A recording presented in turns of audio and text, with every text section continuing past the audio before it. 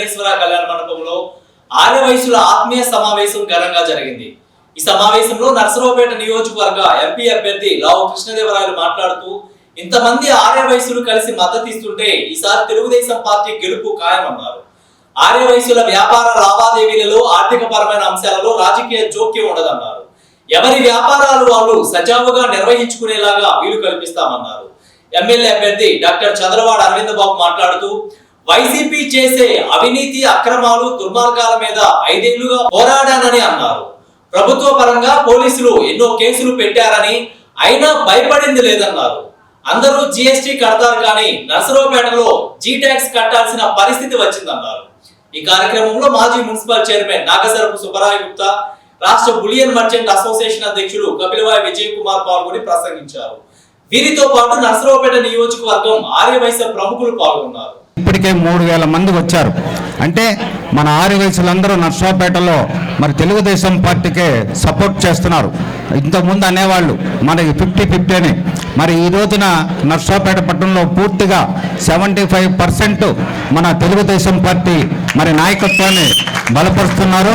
అట్లాగే మరి మన డాక్టర్ కీర్తిశేషులు కోటెల శివప్రసాదరావు గారు చేసిన మరి అభివృద్ధి నర్సరావుపేట కానివ్వండి, కోట అన్ని రకాలుగా ఎక్కడ చూసినా వారు చేసిన అభివృద్ధి మరి కాబట్టి మరి అవన్నీ కూడా మీరు చూశారు. నేను 2014-19లో మున్సిపల్ చైర్పర్సన్గా పట్టణానికి అభివృద్ధి మంచినీళ్ళు కానివ్వండి, రోడ్లు కానివ్వండి, మళ్ళీ కాలువలు, అట్లాగే అండర్ గ్రౌండ్ డ్రైనేజీ, మరి paint toilets, vegetable wholesale market, మరి ప్రతిదీ మనం ప్రతి వారం కూడా గురువారం డైలీ వర్క్ చైర్పర్సన్ కార్యక్రమం పెట్టి ప్రజల సమస్యలన్నీ కూడా తీర్చాం.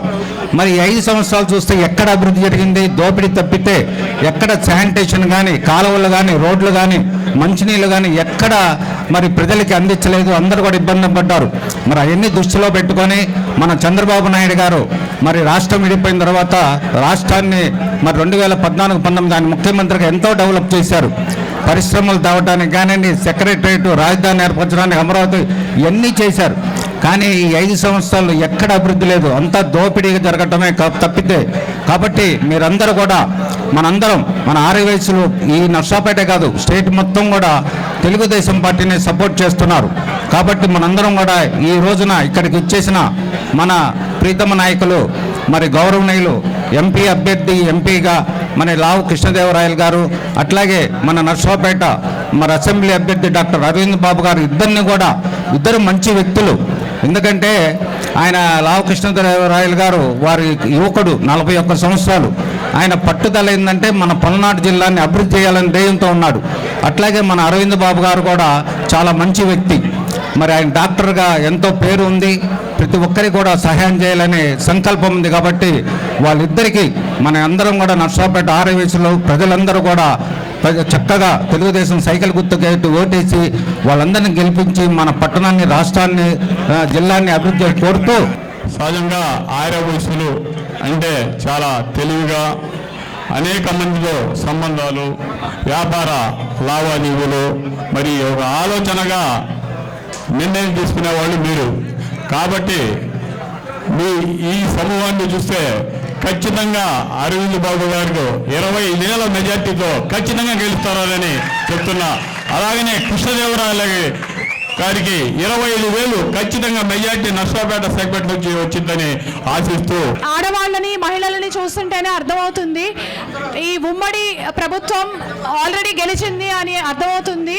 ఈ మీటింగ్ చూసిన దాన్ని బట్టి ఈ సమావేశాల్లో నేను చెప్పదలుచుకుంది ఏంటంటే, మా ఫ్యామిలీస్కి ఆల్రెడీ గుప్తా గారు కానీ, విజయ్ కుమార్ గారు కానీ ఇంతకుముందు మాకు చాలా బలాన్ని ఇచ్చారు పరోక్షంగా. కానీ ఈసారి ప్రత్యక్షంగా వారు బయటకు వచ్చి వాళ్ళ సపోర్ట్ని తెలియజేసి అలానే 1000 మందిని సపోర్ట్ చేయమని తీసుకురావడం అనేది చాలా మంచి నిర్ణయం. అది మేము కూడా చాలా హ్యాపీగా ఫీల్ అవుతున్నాము. ఇదే స్టేజ్ మీద మహిళలందరికీ నేను చెప్పదలుచుకుంది ఒక్కటే, మీరు ఒక ఓటు వేసి మీ కిట్టి పార్టీలో ఫ్రెండ్స్ కానీ మీకు తెలిసిన ఆడవాళ్ళని కానీ మహిళలను కానీ ప్రోత్సహించి ఈసారి ఇంకొక 10 ఓట్లు ఎక్స్ట్రా వేయించి టీడీపీ ప్రభుత్వం ఈ ఉమ్మడి ప్రభుత్వం రావడానికి సహకరిస్తారు. అలాగే ఎమ్మెల్యే అభ్యర్థి అయిన అరవింద్ బాబు గారిని, ఎంపీ అభ్యర్థి అయిన లావు కృష్ణదేవరాయలు గారికి మీ సపోర్ట్ 100% ఇస్తారు అని ఆశిస్తూ సెలవు తీసుకుంటాను. జై టీడీపీ, జై జనసేన, జై బీజేపీ. పెద్దలకు మరి ఈ కార్యక్రమానికి వచ్చేసిన అక్క చెల్లెలు అన్నదమ్ములు అందరూ కూడా ధన్యవాదాలు తెలియజేస్తూ, వర్ధిల్లాలి ఆర్య వయసుల ఐక్యత, వర్ధిల్లాలి ఆర్య వయసుల ఐక్యత, ఆర్య వయసుల పిలుపు, ఆర్య వయసుల పిలుపు. ఇదే నినాదంతో నేను 5 ఏళ్ళుగా ప్రయాణం చేస్తూ ఉన్నాను, ప్రజల్లో ఉన్నాను, రోడ్డు మీద ఉన్నాను. ప్రతి గడపకి 5 ఏళ్లుగా 4 నుంచి 5 సార్లు వెళ్ళడం జరిగింది. ఈ 5 ఏళ్ళు కూడా ఎక్కడ కూడా విశ్రమించింది లేదు. రోజుకు 18 గంటలు నా పోరాటం, నా ప్రయాణం ఇలానే సాగింది. ఇవన్నీ కూడా ఈ వైసీపీ ప్రభుత్వానికి వ్యతిరేకంగా, ఈ వైసీపీ దుర్మార్గాలు, వైసీపీ అవినీతిని ఎండగట్టడానికి నేను ఈ విధంగా ప్రయాణం చేస్తూ ఉన్నాను. అదేవిధంగా ఒక సామాన్యమైన వైద్యుడిగా, ఒక రైతు బిడ్డగా ఇవాళ నాకు అవకాశం ఇచ్చిన చంద్రబాబు నాయుడు గారికి, నారా లోకేష్ బాబు గారికి నేను ఎప్పుడు కూడా రుణపడి ఉంటానని చెప్పి సభాముఖంగా తెలియజేస్తున్నాను. మొదటిసారి 2019లో ఓడిపోయిన తర్వాత తెల్లారి నేను రోడ్డు మీద రావడం జరిగింది.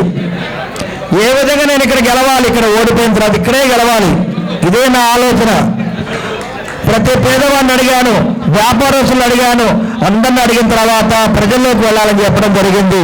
తెల్లారి నేను ప్రజల్లోకి వెళ్ళడం మొదలుపెట్టాను. ప్రతిరోజు ప్రజలతోనే ఉన్నాను, ప్రజలతోనే మమైకమైపోయాను. ఎండనక వాననక రాత్రి మగళ్ళు మా తెలుగుదేశం పార్టీ కార్యకర్తలు, నాయకులు, మహాశక్తి, అదేవిధంగా జనసేన నాయకులు, కార్యకర్తలు, వేరే మహిళలతోటి బీజేపీ నాయకులు అందరూ సహకారం తీసుకుని నేను ప్రజల్లోకి వెళ్ళడం జరిగింది. కష్టం ఉంది, నాకు జరిగిన నష్టాన్ని ఇవన్నీ కూడా గమనించిన ఇవాళ ప్రజలందరూ కూడా నరసరావుపేట పట్టణంలో అరవింద్ బాబు అందరి వాడు, అరవింద్ బాబు ఈ నరసరావుపేటకి అంబేద్కర్, అరవింద్ బాబు నరసరావుపేటకి జ్యోతిరావు పూలే నిర్ధారణ తీసుకొచ్చి ఎస్టీ, ఎస్సీ, బీసీ, దళిత నాయకుడు అరవింద్ బాబుని ఆలోచన వాళ్ళు చేయడం జరిగింది. నాకు 5 ఏళ్ళుగా పూర్తిగా అన్న నాయకులు ఎస్టీ, ఎస్సీ, బీసీ, ముఖ్యంగా ముస్లిం మైనార్టీ సోదరులు, అదేవిధంగా 6 సంఘాలన్నీ కూడా నాకు అండగా ఉన్నాయంటే నేను వారందరూ కూడా రుణపడి ఉన్నానని చెప్పి సభాముఖంగా తెలియజేస్తున్నాను. అదేవిధంగా నా ప్రయాణం ఇలా సాగుతున్నప్పుడు నేను పడిన కష్టాలు, నష్టాలు చూసి మళ్ళీ చంద్రబాబు నాయుడు గారు, నారా లోకేష్ బాబు రెండోసారి కూడా నాకు సీట్ ఇచ్చినందుకు నేను మళ్ళీ వాళ్ళకి ఒకసారి రుణపడి ఉన్నాను. తప్పనిసరిగా నరసరావుపేట గడ్డ మీద తెలుగుదేశం పార్టీ జెండా ఎగరేయాలి. ఉమ్మడి అభ్యర్థిగా టీడీపీ, జనసేన, బీజేపీ అభ్యర్థిగా నరసరావుపేటలో అరవింద్ బాబును గెలిపించుకునే బాధ్యత మీ అందరికీ ఉందని చెప్పి తెలియజేస్తూ, మీ అందరి దీవెనలతోటి, ఆదరామలతోటి తప్పనిసరిగా రేపు రాబోయే కాలంలో అసెంబ్లీకి పంపించే బాధ్యత మీది. అరవింద్ బాబుని ఎమ్మెల్యేగా అసెంబ్లీ పంపించాలి, ఎంపీ శ్రీ కృష్ణదేవరాయలు గారిని ఎంపీగా పార్లమెంట్కి పంపించాలని బాధ్యత మనందరి మీద ఉంది. ఇది 6 నెలల ముందే మనకు తెలిసిపోయింది. తప్పనిసరిగా రాబోయే ప్రభుత్వాన్ని ముందుగా గమనించేది 6 వయసులు.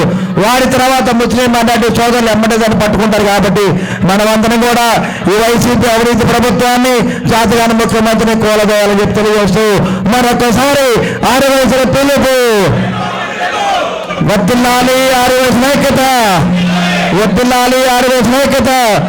అలాగే మీరు ముందుగా పసిగట్టేవారు, మీరు ఎటువైపు గవర్నమెంట్ వెళ్తుంది, ఎవరు గెలవబోతున్నారు అనేది రాష్ట్రంలో ఎవరైనా పసిగడతారా అంటే అది 6 వయసులో పసిగడతారు.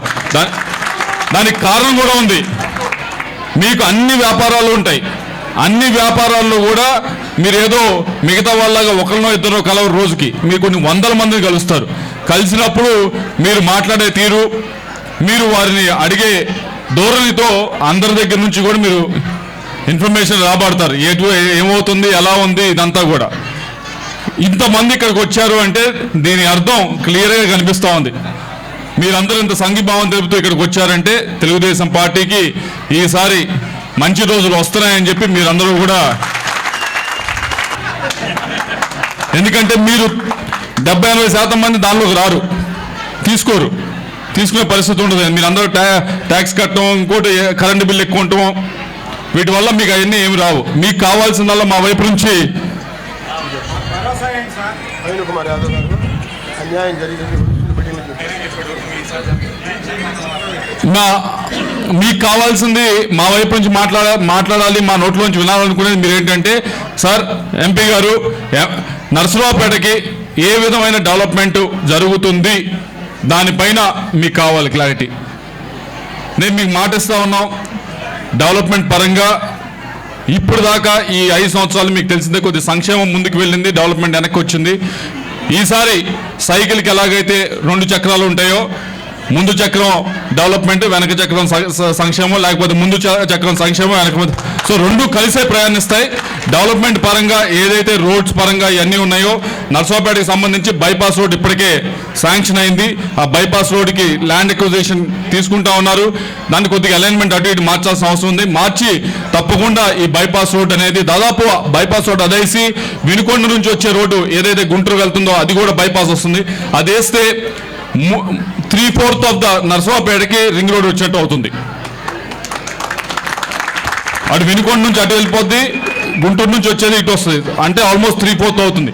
కాబట్టి మీ డెవలప్మెంట్ పరంగా, కనెక్టివిటీ పరంగా, మీ బిజినెసెస్కి, మీ వ్యాపారాలకి అన్నిట్లోకి ఎక్కువ మీకు ఖర్చు పెట్టేది దేని మీద అంటే లాజిస్టిక్స్ మీద. అంటే సరుకును ఒక దగ్గర నుంచి ఇంకో దగ్గర తీసుకురావడం మీద ఎక్కువ ఖర్చు పెడతారు. అది తగ్గుతుంది, దానికి కట్టుబడి ఉన్నామని మీకు తెలియజేసుకుంటా ఉన్నారు. రెండవది, ఏదైతే బిజినెస్ అసోసియేషన్స్ ఉన్నాయి, అంటే దాల్ మిల్ అసోసియేషన్, గోల్డ్ అసోసియేషన్, ఇలా చాలా అసోసియేషన్స్ ఉన్నాయి. వీళ్ళందరికీ ఉండే ఇబ్బంది ఏంటంటే ఎక్కువగా మీ పైన అనవసరంగా ఒక 10% చేస్తారు తప్పు, కానీ ఆ 10% చేసిన దానికి 90% మీదకి ఈ అనవసరంగా ఈ పోలీసులు పంపించడం కానీ, లేకపోతే ఇంకొకరు GST వాళ్ళు పంపించడం, ఇంకోళ్ళు పంపించడం, ఇలా పంపించి మిమ్మల్ని హెరాస్మెంట్ చేసే పరిస్థితి ఉంది.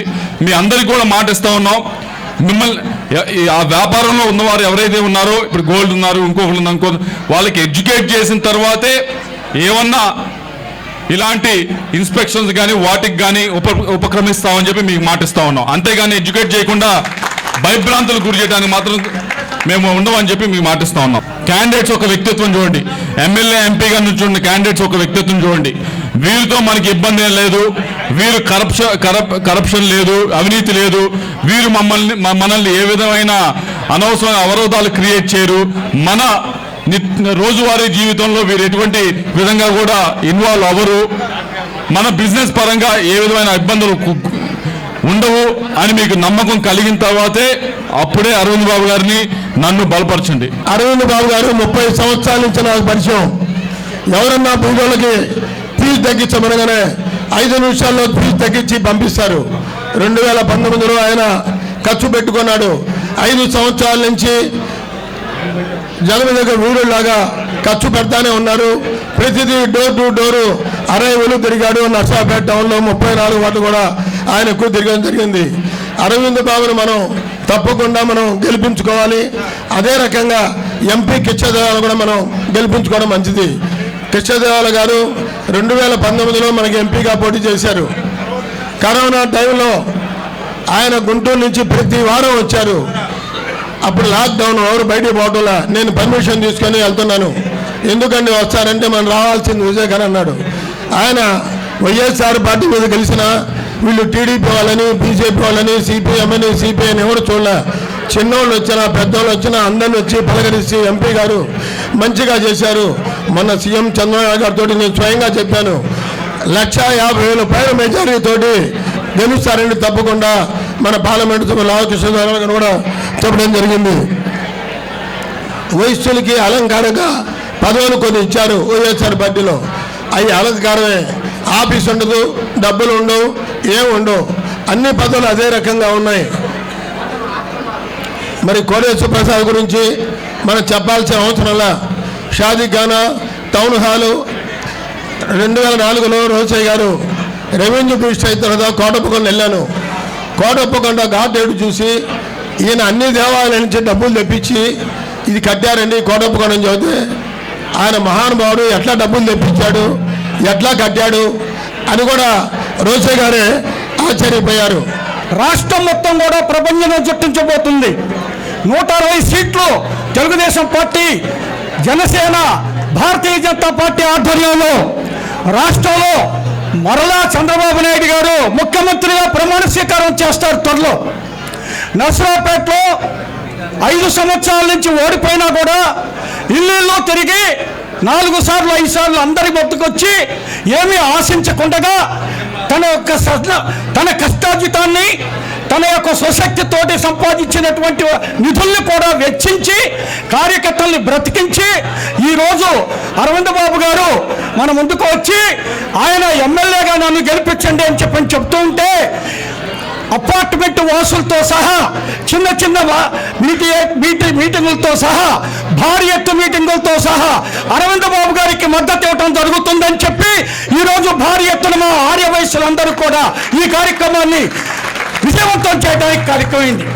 దేశానికి స్వాతంత్రం తీసుకొచ్చిన మహాత్మా గాంధీ గారు, ఇంకొకరు తాను ఆత్మార్పణ చేసి మన ఆంధ్రులకు ప్రత్యేక రాష్ట్రం ఏర్పాటు కృషి చేసిన పొట్టి శ్రీరాములు గారు, వాళ్ళిద్దరు కూడా ఈ సందర్భంగా జోహార్ మహాత్మా గాంధీ, జోహార్ పొట్టి శ్రీరాములు. ఇటువంటి గొప్ప ఘన చరిత్రగా ఆర్యవైశ్య కుటుంబంలో వాళ్ళందరూ కూడా కేవలం అహింసతోనే సత్యాగ్రహంతోనే వారు స్వాతంత్రం తేవటం, అదే ధర్మాన్ని అందరూ పాటించడం కూడా ఇప్పుడు జరుగుతుంది. కానీ రోజులు మారాయి, పాలకులు మారారు, మనం కూడా మారాల్సిన అవసరం ఉంది. ఎందుకంటే గత కొన్ని సంవత్సరాల క్రితం ఒక కంచెరగాడిద మన ఆర్యవైశ్యుల్ని సామాజిక స్మగ్లర్లు అంటూ పుస్తకం రాయడం జరిగింది. ఆ సందర్భంగా ఒక్క ఆర్యవైశ్యులే కాదు, అన్ని కులాల వారు ఈ సమాజంలో ఆర్యవైశ్యులతో సమానంగా అందరినీ సహోదరులుగా భావించే అన్ని కులాల వారు కూడా ఈ సామాజిక మాధ్యమాల్లో వారికి బుద్ధి చెప్పి వారి పుస్తకాన్ని మడతేయడం జరిగింది. మీ అందరినీ చూస్తుంటే నేను ఆత్మీయ సమావేశంకి వచ్చినట్టు కనబడట్లేదండి. ఒక విజయం తర్వాత మనం చేసుకునే ఉత్సవంలా కనబడుతుంది మీ అందరం చూస్తుంటే. ఇంతమంది మహిళా మూర్తులు, మహాశక్తులు ఇక్కడికి విచ్చేశారంటే పేరు పేరున అందరికీ కృతజ్ఞతలు. మీ అందరికి తెలిసిందే రాబోయేది యుద్ధం. ఆ యుద్ధానికి మీ అందరూ సిద్ధమా? సంసిద్ధమా? గట్టిగా మన నిజంగా అదృష్టవంతులం. ఎందుకు?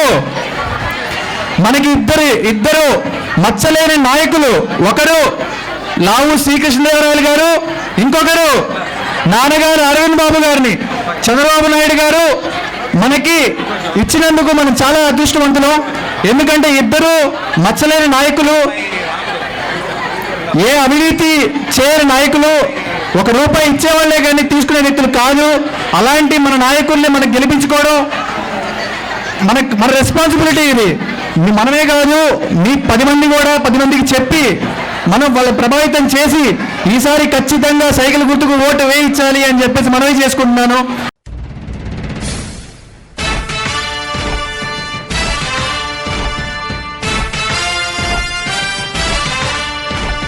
కదలి రండి తెలుగుదేశ కార్యకర్తలారా,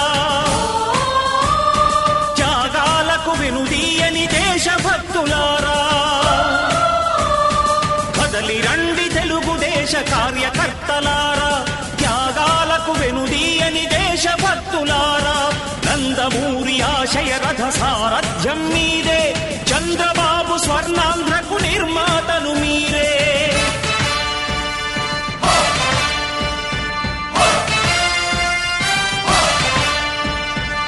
కదలి రండి తెలుగుదేశ కార్యకర్తలారా, త్యాగాలకు వెనుదీయని దేశభక్తులారా.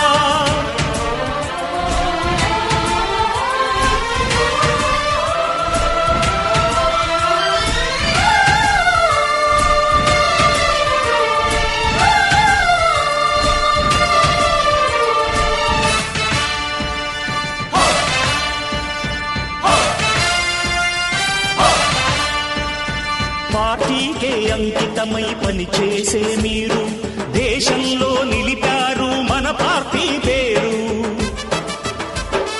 మారుమూల గ్రామమైన మహానగరమైన బాధ్యతతో క్రమశిక్షణతో మెలిగారు. ఆశయాలు పండించే జీవనదులు మీ సేవలు, మీరే మన రాష్ట్ర ప్రగతి సౌధానికి పునాదులు. అణుశక్తికి 1,000,000 రెట్లు మీ శ్రమ.